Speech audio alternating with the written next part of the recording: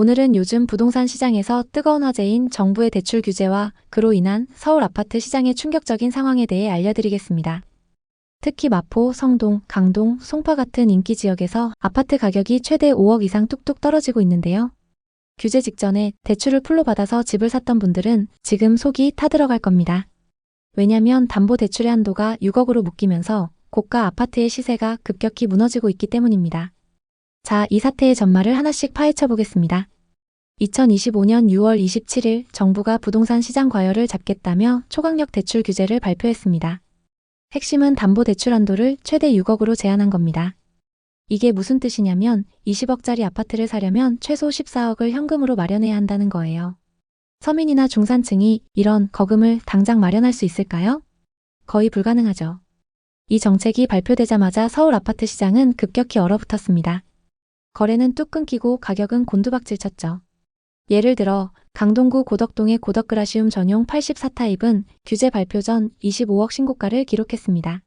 하지만 규제 발표 이후 7월 23층 매물이 21억 2천만 원에 거래되면서 4억가량 하락했습니다.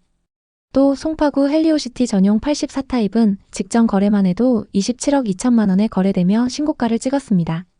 그런데 규제 발표 후 10일이 지난 7월 7일 같은 평형이 22억에 거래되면서 5억 넘게 하락했습니다. 마포구나 성동구도 비슷한 상황이에요. 직전 거래 대비 3에서 5억씩 하락한 매물이 속출하고 있죠. 여러분 이쯤 되면 궁금하실 겁니다. 이렇게 큰 하락이 정말 일반 거래일까? 가족 간 거래일 거다. 이렇게 생각하는 분들도 많습니다. 가족 간 거래는 보통 시세보다 20-30% 낮은 가격에 이뤄지거나 세금 면제를 위해 3억 안쪽에서 가격을 조정합니다. 하지만 이번 하락은 5억이 넘는 경우도 많아서 특수 거래로 보기엔 무리가 있습니다. 현지 부동산들의 이야기를 들어봐도 이건 순수하게 대출 규제 여파로 수요가 급감하면서 생긴 하락이라는 게 중론입니다. 특히 15억 이상 고가 아파트는 현금 부자가 아니면 사실상 매수가 불가능한 상황이 됐습니다. 대출 규제는 매매 시장뿐 아니라 전세 시장까지 강타했습니다. 특히 신축 아파트의 전세 시장이 직격탄을 맞았죠. 정부는 소유권 이전 조건부 전세 대출을 금지했습니다. 즉 임차인의 전세 보증금을 활용해 아파트 잔금을 치르는 방식이 완전히 막혔다는 건데요. 이 여파로 입주를 앞둔 신축 아파트의 집주인들은 임차인을 구하지 못해 발을 동동 구르고 있습니다. 예를 들어 더샵 강동 센트럴시티 전용 84타입 전세 시세는 올해 초 8억 이상이었는데 지금은 6, 7억으로 뚝 떨어졌습니다. 성동구 행당동의 라체르보 푸르지오 서밋도 상황이 비슷합니다. 958세대 중 전세 매물이 200개 이상 쌓여 있고 이 중 대부분은 월세로 돌리고 있습니다. 왜냐하면 10억 이상의 전세 보증금을 현금으로 감당할 임차인을 찾기가 너무 어렵기 때문이죠. 그래서 집주인들은 보증금을 낮추고 월세를 받는 쪽으로 전략을 바꾸고 있습니다. 라체르보 푸르지오 서밋 전용 84타입의 경우 보증금 1억에 월세 400만 원짜리 매물이 속출하고 있죠. 그런데 이런 매물엔 항상 보증금 협의 가능 이런 조건이 붙습니다. 월세 400만 원을 감당할 임차인이 몇이나 되겠어요? 대출 규제 이후 서울 아파트 거래량은 급격히 줄었습니다. 7월 1일부터 16일까지 서울 아파트 거래량은 981건에 불과했어요. 6월 같은 기간 5,513건에 비하면 82%나 줄어든 수치죠. 특히 강남, 마포, 성동, 송파 같은 지역은 거래가 거의 멈췄다고 봐도 무방합니다. 경기 지역도 사정은 비슷합니다. 경기도 아파트 거래량은 6월 4,800건에서 7월 1,100건으로 75% 이상 줄었어요. 특히 송파구와 인접한 하남시나 성남시 같은 지역은 비싼 아파트들이 대출 한도 6억에 묶이면서 거래가 뚝 끊겼죠. 또 판교나 위례, 광교 같은 신도시도 마찬가지입니다. 마포구에 사는 김명수 씨는 2025년 6월 마포 레미안 푸르지오 전용 84타입을 24억에 매수했습니다. 대출 12억, 현금 12억을 투자했죠. 명수 씨는 마포는 교통, 학군, 생활 인프라가 워낙 좋아서 절대 떨어질 일이 없다고 믿었습니다. 유튜브와 부동산 카페에서 서울 아파트는 영원히 오른다는 얘기를 귀에 못이 박히게 들었기 때문인데요. 심지어 명수 씨는 이 아파트는 30억까지 갈 거다 라며 자신만만했죠. 하지만 대출 규제 발표 후 상황이 급변했습니다. 명수 씨가 산 아파트는 7월 초 호가가 내려갔고 고층 매물도 23억에 나오고 있습니다. 명수 씨는 당황했죠. 설마 대출 규제 때문에 떨어지겠어 라며 위안하고 있지만 대출 한도 6억 때문에 분위기가 확 바뀐 건 사실입니다. 송파구에 사는 박민영 씨는 2025년 5월 헬리오시티 전용 84타입을 25억에 샀습니다. 대출 13억, 현금 12억을 투자했죠. 민영 씨는 헬리오시티는 대단지이고 역세권이니까 무조건 오른다고 확신했습니다. 주변에서도 송파는 절대 안 떨어진다는 얘기가 많았고 민영 씨는 자신이 있었습니다. 하지만 대출 규제 후 같은 아파트가 22억에 거래되면서 3억 손실을 봤습니다. 민영 씨는 집을 사자마자 손해를 본 느낌에 잠도 못 자고 있습니다. 이 모든 사태의 핵심은 바로 빚입니다. 이쯤 되면 서울 아파트 시장은 빚으로 떠받친 거품이었다고도 볼 수 있습니다. 2020년 이후 서울 아파트 값이 폭등했던 이유는 저금리와 풍부한 유동성 때문이었습니다. 기준금리가 바닥까지 떨어지면서 대출이 쉬웠고 시중에 돈이 풀리니까 다들 대출받아 아파트를 샀죠. 특히 강남, 송파, 마포, 성동 같은 지역은 투자 수요가 몰리면서 가격이 천정부지로 치솟았습니다.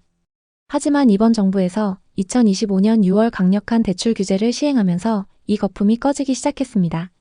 과거 한국은행이 기준금리를 인하할 때 돈이 풀리니까 아파트값이 계속 올랐습니다. 또 최근 금리 인하에 대한 기대감이 커졌고 정부는 이런 상황을 우려했습니다. 그래서 금리 인하 전에 대출 한도를 6억으로 묶어버린 겁니다. 이 정책은 서민층보다는 고가 아파트에 투자하려던 중산층 이상에게 직격탄이 됐습니다. 6억 이상 대출을 받는 건 주로 고소득층이나 투자자였으니까요. 특히 송파구 같은 지역은 고가 아파트가 많아서 타격이 컸습니다.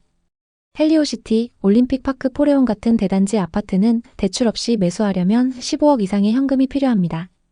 이런 현금을 당장 마련할 수 있는 사람은 극소수죠. 결국 수요가 급감하면서 가격이 하락하고 거래도 멈추게 된 상황입니다.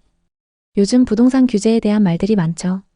투자자들 사이에서 불만이 폭발하고 있습니다.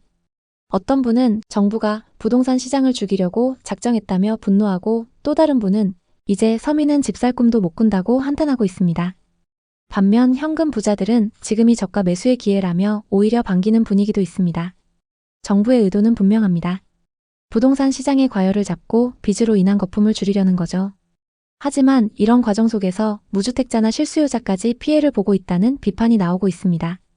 예를 들어 어떤 분은 이렇게 말합니다.